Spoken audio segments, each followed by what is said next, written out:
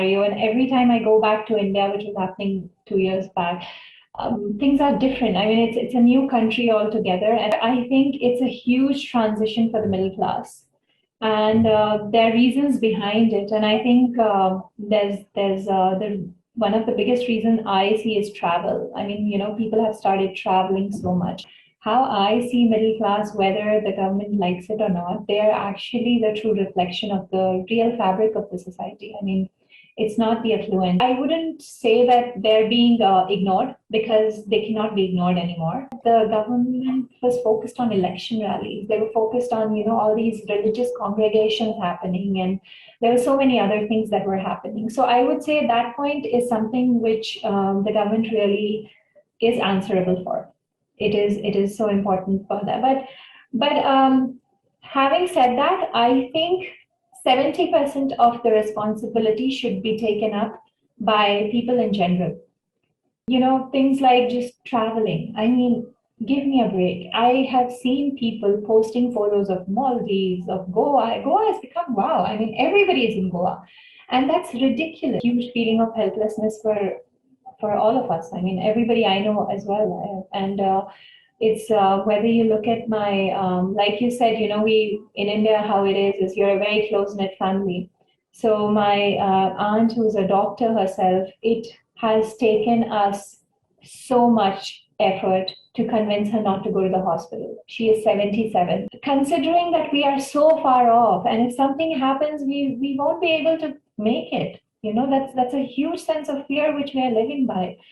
Nobody is listening, and it is difficult. And we are actually living in a state of fear. I mean, unfortunately, we've had a few friends who lost one or the other parent or somebody really close in the family, and they couldn't take it. My positivity is dying out now. I'm uncertain now. I don't know whether it's next year or the year after, or how is it going to be at all.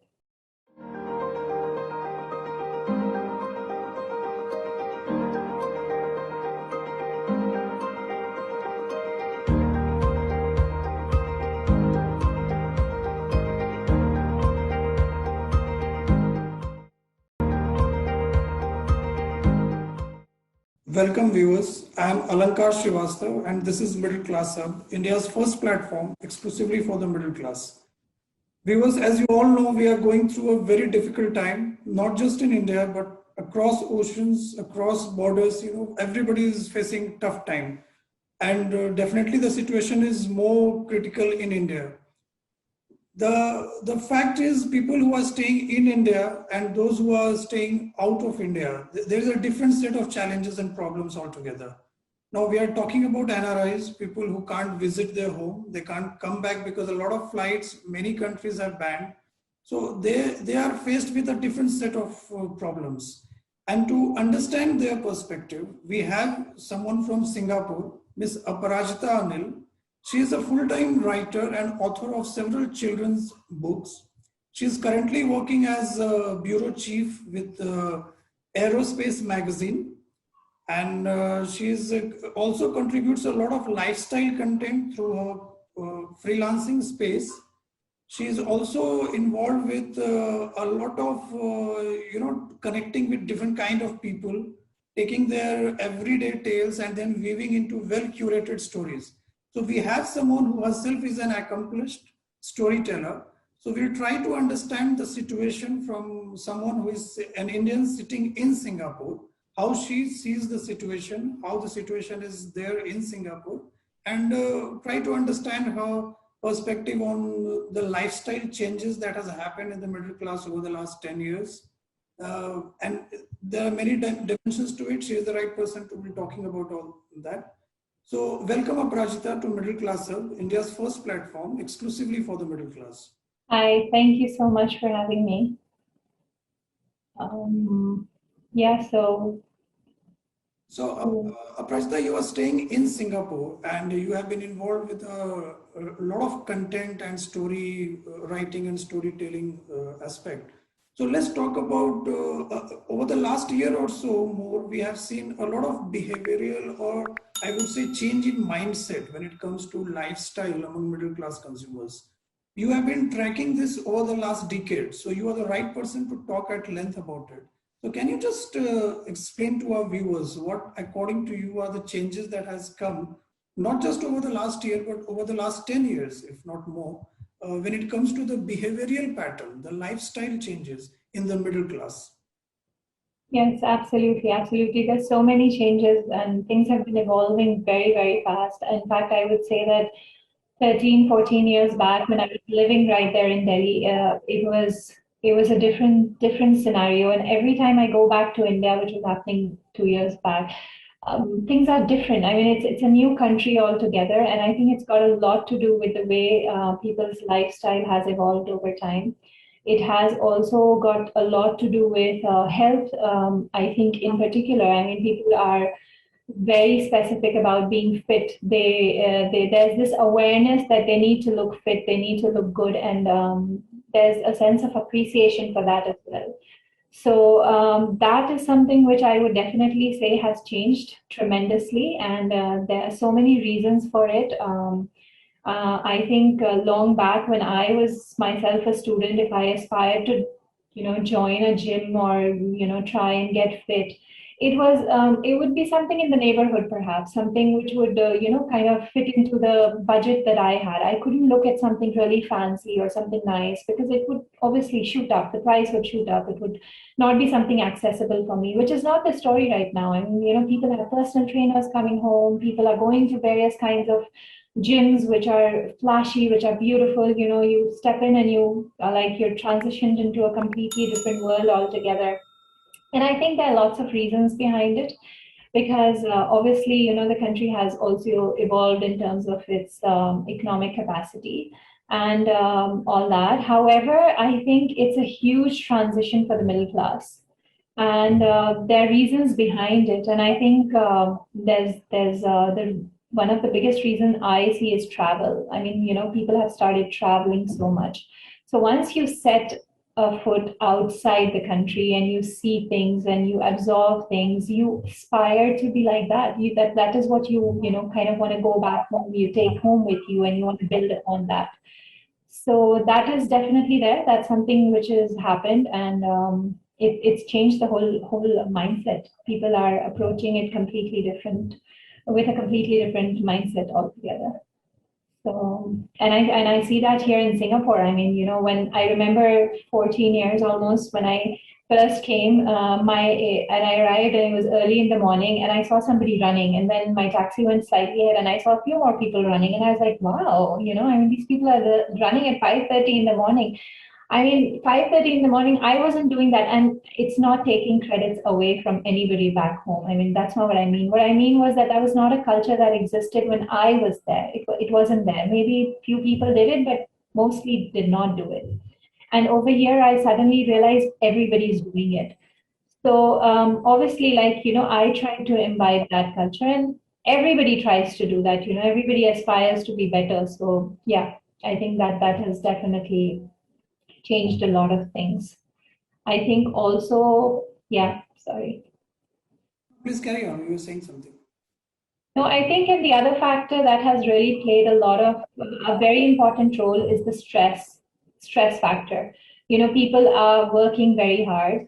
They're overworked. There's a lot of pressure. There's a lot of competition. There's so much expectations as well. And all this comes as a package. It's not very easy to manage. There it comes with a lot of stress, a lot of compromise on your life. I mean, perhaps on your family front, or lots of things. So I think because of stress, there's this whole concept of wellness retreat that has come up, which wasn't something which existed earlier, but it is something which is so popular now.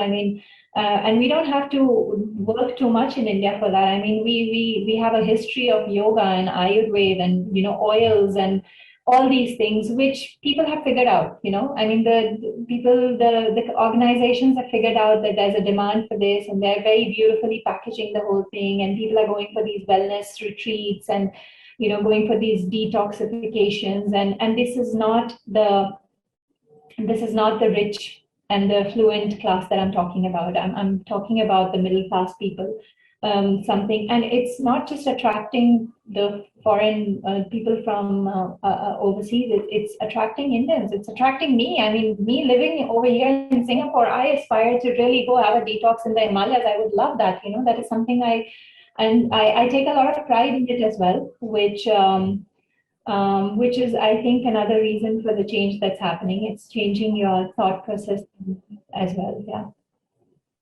So, how much of it do you credit, according to you, credit goes to the government or the policymakers, this change in pattern? Or is it an individual endeavor? Or do you think government also has a role to play when it comes to this people getting more health conscious or, more particular about their lifestyle?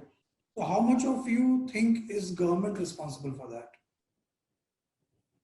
Well, I'm sure they are. I wouldn't take all the credibility away from them, but I feel it is more driven by the consumer need than by the government policies.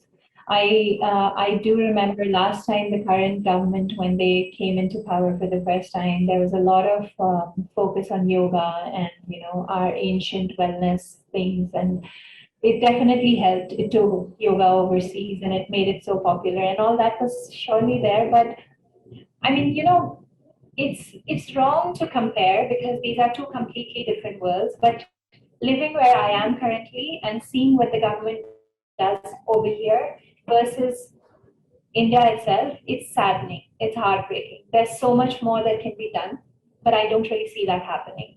And it's not about this government or that government, trust me. It is just about the approach. I mean, there are other things they'd rather focus on than people's health. And I think right now is the time to see it, although you can't blame them completely, however it is.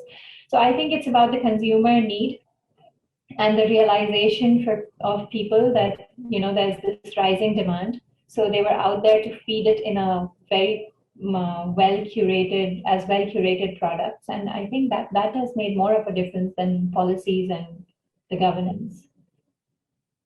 Yeah. In your opinion, do you think middle class over all these years, I'm not talking about this present government or any other government, have they got their due? Like, as in, when I say that, what I mean is, have they ever figured in the priority list of the governments, successive governments I'm talking about? Or is it that because they don't constitute a sizable vote bank, they are always ignored? I mean, this is at least a feeling among a large section of the middle class, and also I dare say the political class. So do you agree to that? um yes and no. I wouldn't completely say that, they're completely ignored, because how I see middle class, whether the government likes it or not, they are actually the true reflection of the real fabric of the society. I mean, it's not the affluent, it's not the lower strata. No, I think it's the middle class that actually, kind of defines what's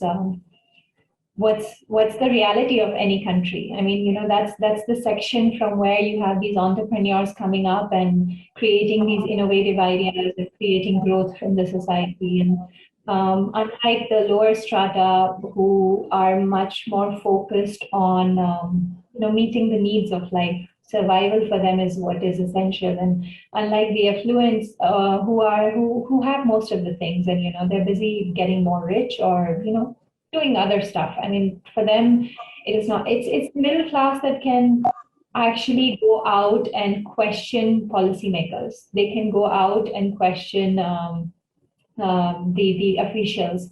They have the right to judge, and they have that power, and they know that. And I think in India, over the past few years at least, that has been happening. They've been exerting the power, and they've been showing that we can question you. So I wouldn't say that they're being ignored, because they cannot be ignored anymore.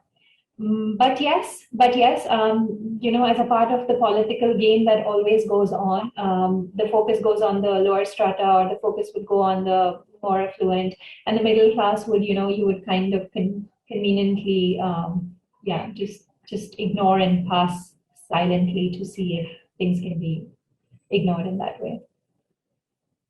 Now let's get back to the current situation. You are staying in Singapore, and it's been, I believe, more than 2 years since you visited India. Ever since this pandemic started, you haven't been to India, right? Now, Yeah. as you are aware, we are going through a very deadly second wave of this coronavirus, which has engulfed India. Now, sitting from a distance, you are there in Singapore. You have seen the governments there, their response to the virus, and of course, there is no comparison because when it comes to the size and the population that India has compared to Singapore, but still, what are your suggestions for the those who are in power or those who are in ramping up in the process of ramping up health infrastructure? Where have we gone wrong? Or is it something that you would blame on the common people's behavior, or something that the government couldn't anticipate and didn't ramp up the infrastructure which was needed when the virus was slightly slowing down? So how do you read the situation right now in India? Um, I think I would say it's a mix of both. Nobody can take full onus for full responsibility for it, neither the government nor the people. And I think that's how a democracy works, right? I mean, you cannot be holding one person responsible for everything, and I think that is the case in India currently. The government, yes, has to take responsibility for what has happened. There was a lull. In fact, I remember when COVID struck, which was last year, January, which was that was that early for us here in Singapore. It was mid-January when we started getting the news that okay, that one case is here, five cases here, and stuff like that. Um, I saw so many steps being taken within a span of 1 week. And yes, you're right. We cannot compare situation, and I would not like to either because they're completely two very different countries in terms of population, in terms of so many things. However, India had, I think it started much later after a few months when we started reporting the first case. I remember was somebody who traveled to Italy, and this had happened. But we dealt very well, in fact, I would say earlier times. And then, there was a lull. It was all quiet and things were getting better. But what we couldn't realize was that that period of quietness could have been used to build up on our healthcare. That never happened. Even in Singapore, we have been using this time where we don't have many cases to build up. And I see it firsthand because, I mean, my husband being in the healthcare, I see what's happening. I see the measures being taken despite the fact that we don't have anything over here. So that never happened. I mean, there was no approach of that. Instead, the government was focused on election rallies. They were focused on, all these religious congregations happening, and there were so many other things that were happening. So I would say that point is something which the government really is answerable for.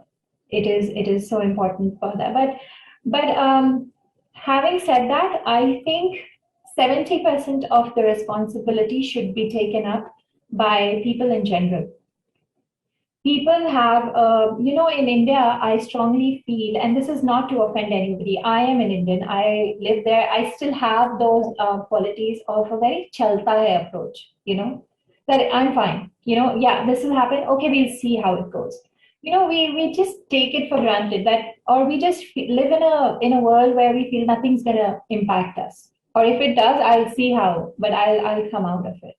So I think that whole thing just takes away the characteristic of being empathetic, which we as Indians, and I include myself, lack. We really lack. So when you're not empathetic to a situation, you cannot build on that situation. You cannot prepare for that situation. So I think, things like just traveling. I mean, give me a break. I have seen people posting photos of Maldives, of Goa. Goa has become wow. I mean, everybody is in Goa. And that's ridiculous. Ridiculous at a time where you are working from home. Your kids are doing online learning and you can travel. So there has to be some kind of a miscommunication. How is it that you continue to work from home and your kids still have home learning and you can travel? There is a disconnect, a very clear disconnect, which we do not understand. We just post photos on our social media to show that, hey, you know what, I'm going everywhere and we're fine. I mean, great, I'm happy my parents are living there, I have family there, and everybody being great that it's a sense of relief for all of us. But that was never the case. It was never the case. Religious congregations or weddings or in general get-togethers. I mean, I hear from people that people are having kiddie parties, and I'm like, okay, wow. And you can call 50 people, 100 people, and people have this thing that I had it. It was very mild, or saying like we are Indians, we have we have these spices and we eat these spices and they really work on our immune system and all this thing that's going through. And of course you have the WhatsApp stuff which is filling you up with so much of trash, and some things really boosting your ego. And I think it is just that has really created a sense of blindness in the society. And nobody, I think even today, with the kind of situation that exists in India, I still know of people personally, and I've heard them say that this is not going to impact me. I'm going to be fine. And then you're left speechless because you don't know what to say. You don't know what to do. I'm so happy that you put a number to that. 70% responsibility lies with the common people. We at middle class, we have been saying this all this while, that all that has happened during this second wave, 70% is the figure that we also arrived upon. That, see, no government, forget about this government or that government, forget about India as a developing country. We already knew our health infrastructure is in shambles. So every Indian who ever has any experience visiting a hospital, and I'm talking both private as well as government hospitals, they know the condition, the kind of crowding and the treatment that they get. So of course 70% responsibility lies with the people. And why we believe so, why we have been saying it over and over again, because see, even the most developed countries with far few population, I'm talking about America, I'm talking about countries in Europe, Italy, Spain, their infrastructure got completely destroyed. No government can build up infrastructure overnight. It's a long term. Of course, we need to allocate more percentage of GDP to health and education, and it should happen. Now that it has struck us so badly, I'm sure the coming governments, the political parties, they will rework on their manifesto, because this is what the public want. But ultimately, at the end of the day, as you rightly said, 70% it is the responsibility of the common citizen. I can tell you, even today at this hour, every other day you see reports of people, displaying very inappropriate COVID behavior. They are having large, huge gatherings. I can tell you from my personal experience, someone I know, his father passed away due to COVID. You won't believe, after the ceremonies that happened post-death, this family got 400 people together, 400 people. So it was indeed very shocking. And to make matters worse, 4 of the relatives, they contracted COVID and they also passed away. So the point is, I have been saying this over and over again, that see, Narendra Modi, Rahul Gandhi, or anybody else is not coming and putting a lock on your house. You need to be sensible and display some sense of responsibility. Even now, I can tell you, people are saying this is a scam. Yeah, this is a media creation. It's a political conspiracy. You can still find people who can talk at length about this being a scam, that there's nothing called corona. Now, you are staying in Singapore. I believe your parents are in India. So, ours is a culture that that hardly differentiate between cousin and sibling, a biological aunt or a close friend. See, for us, family is family. And I have been, getting inputs from many of my NRI friends that for them, one struggle, of course, is a very emotional, one, that they can't visit their homes to their parents, grandparents.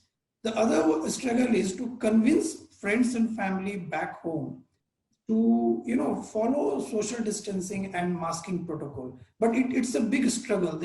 It's not happening. And I've been talking to many people that why is it so? Then one thing that has come to my mind is something to do with a certain generational pattern. As in, when I say that, what I mean is, generally in India, parents, they are not inclined to heed to the advice of, say, children or grandchildren. I mean, that's how it's not a generalization, but it's a kind of mindset that happens. I mean, I can tell you, even I'm struggling with my parents. here in India. I am in India. My parents are also in India. So we have to, like, every day there is only one conversation. Please stay home. Don't step out. Don't go out. But it's a challenge. How has been your experience in when it comes to your parents, your family, when you are talking and telling them to, be careful and responsible in this time? Right, yeah. I mean, I resonate with what you're saying 100% because that's how it is. It's such a huge feeling of helplessness for all of us. I mean, everybody I know as well. And it's whether you look at my, like you said, we in India, how it is you're a very close-knit family. So my aunt, who's a doctor herself, it has taken us so much effort to convince her not to go to the hospital. She is 77. My uncle, he is at home. He's quite unwell for quite some time, and she has to manage him, and she has to manage herself. And in a situation like this, where she's going to a hospital, I mean, I understand that you have a sense of duty as well. But considering the age, considering that there's somebody who's really unwell, considering the fact that she herself is so in such a frail age, we've not been able to convince her. I mean, we've still not been able to be successful. She hasn't agreed to it. She says that's where I get my sanity from, and all that is fine. I understand that you do that, but considering that we are so far off, and if something happens, we won't be able to make it. That's a huge sense of fear which we are living by. Nobody is listening, and it is difficult. It is very, very difficult. And even, I mean, even for going to my in-laws side, my father-in-law himself is a doctor as well. And it was initially he was struggling as well because he's the kind who would never miss his clinic. He would make sure he's there. He would like a workaholic, he's always there doing stuff. And suddenly it's come to a point where everybody's telling him stay home, stay home. So he started off and he took it okay for a week and 10 days, and then he started struggling. He's like, this can't be, I need to go, my patients need me, this happens, that happens. So, he started stepping out again in between. And then again, people were after him that, this is not possible. I don't know. I wouldn't say that they're still not listening after so many, and there's so many unfortunate incidences that are happening. I think that has convinced them more than us talking and us expressing ourselves and us trying to convey how bad the situation is. It is them when they see it happening in front of their eyes, that is perhaps giving them more of the will to hold on and stay back rather than us being able to tell them not to go anywhere. But having said that, like you mentioned, as somebody who's staying overseas, yes, it's been 2 years. And considering that I live in Singapore, which is like, 5 hours to Delhi, 3 hours to Bangalore. I mean, I remember there were times when I used to fly out on Friday evening to Bangalore. I used to reach by 10 o'clock and I used to go out with my sister for dinner or, a late night snack or anything. So considering how I used to travel between India and Singapore, it's been 2 years and it's not something that is settling in with us anymore. It's very difficult. It's that's what we were discussing the other day, that over here everything is fine, it's smooth, and hopefully should remain so. But it's not the same. It's what do you do beyond a point? You need home, you need people, you need to connect with them, and then you're waking up and you're looking at your phone, and every morning there's some kind of a news, some kind of message being conveyed that either someone's no more or somebody is really critical, and then all the news that surrounds you. It is very, very, very tough for all of us. Very tough for all. And we are actually living in a state of fear. I mean, unfortunately, we've had a few friends who lost one or the other parent or somebody really close in the family, and they couldn't take it. They couldn't imagine. I mean, what could be a bigger loss in life? One, you're losing your loved one, and two, you're not being able to be there for them. So it's very hard on us. And 2 years, yes, I mean, this winter we were really looking forward because the way things were in India, we were all very hopeful that, this December we'll get to go home, we'll get to see family. But now I don't know when that's going to happen. I know it's not happening this year again, and I hope it happens next year. But now my My positivity is dying out. Now I'm uncertain. Now I don't know whether it's next year or the year after, or how is it going to be at all. No, I understand. I mean, it's very challenging, and more so for people like you who are out of India, because a lot of restrictions are there, flights are not operating. So it's very emotionally disturbing listening to such news every other day. Every other day, someone you know close, they are, someone falling prey to this COVID-19, or someone succumbing to the COVID-19. So it's happening, and it's very challenging times, no doubt about that. You are from a doctor's family. I mean, your husband is a doctor. We have spoken to many doctors, have spoken to middle class, and they shared their set of challenges. Sometimes their, I would say, kind of frustration also when they see people not, absorbing COVID appropriate behavior. So, as a wife, your doctor husband every day goes to hospital. You have two kids. He comes back. So, how has been this period for you over the last 1.5 years? How challenging, difficult, or sense of fear that you are going through on a day-to-day basis? So, please talk as a doctor's wife. What's your sense of this situation? I think last year when this started, when we in Singapore were facing it more of the other parts of Asia, I would say, when India never had it, it was very stressful. It was very stressful because it was an unknown territory. I think it still remains an unknown territory, but back then, if you remember, Singapore has also suffered SARS.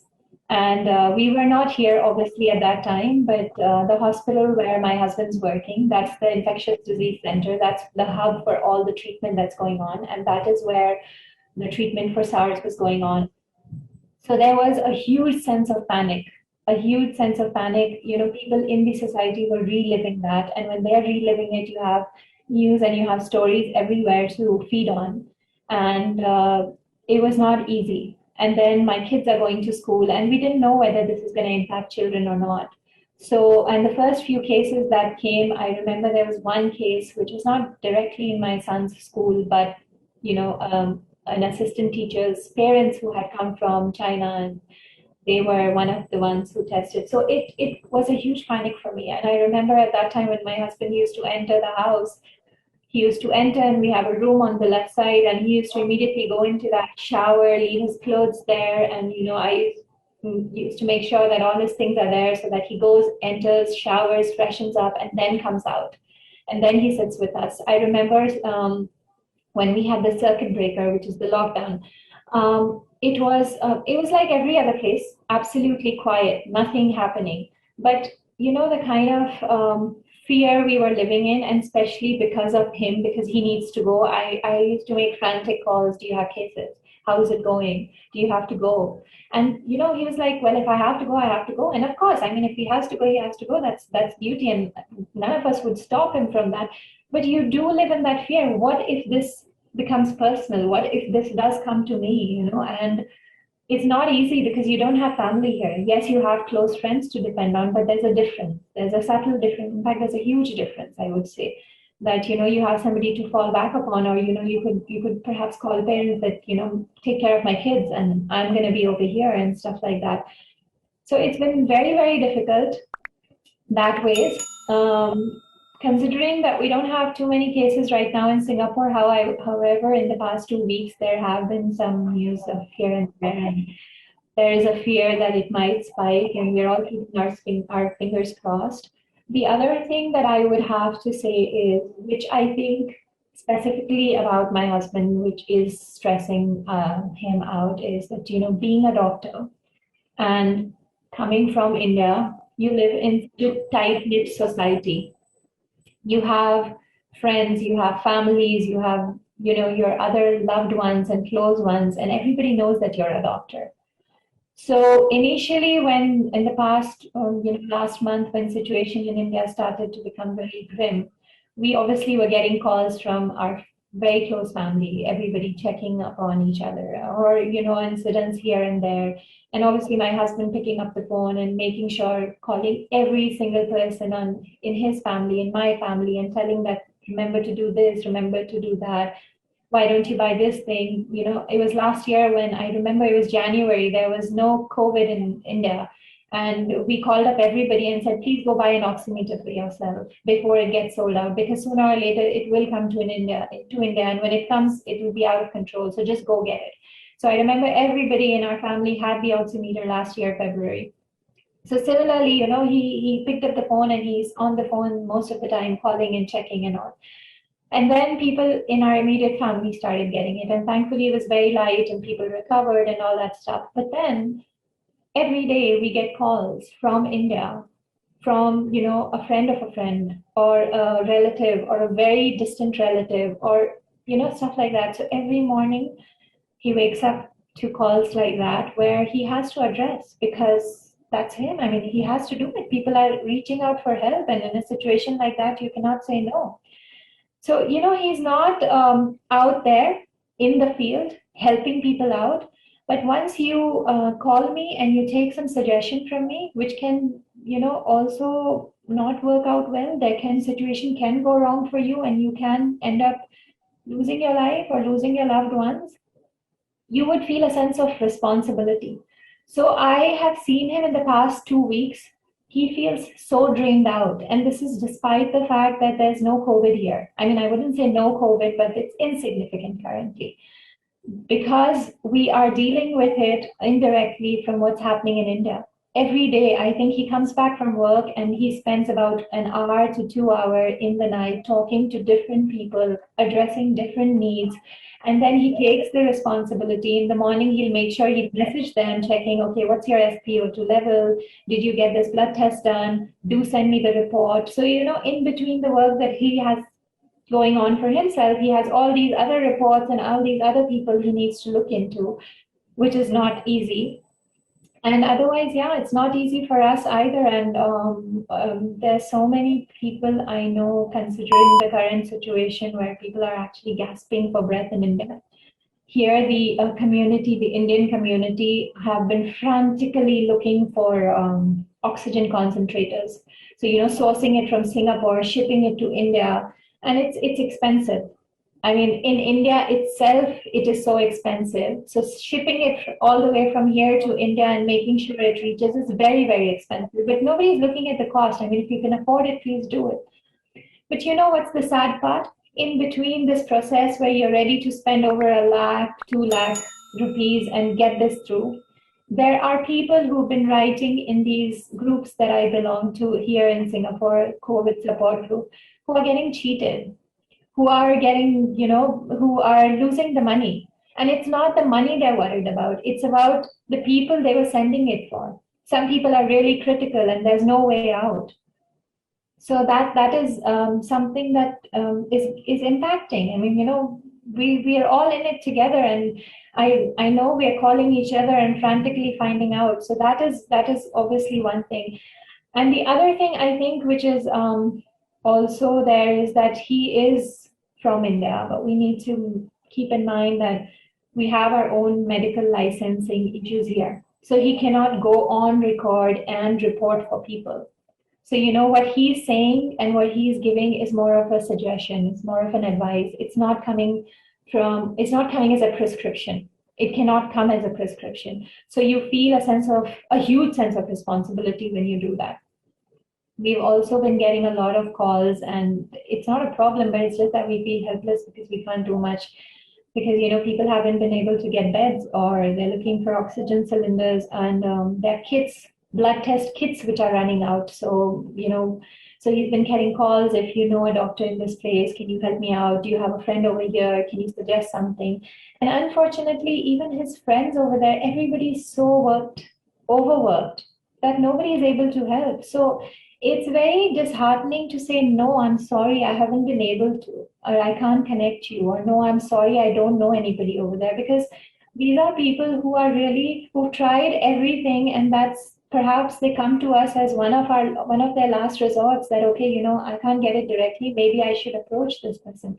But we're not able to do it. And all that is put together is very, very disheartening. It's very disturbing. It's like you're not there, but you're responsible.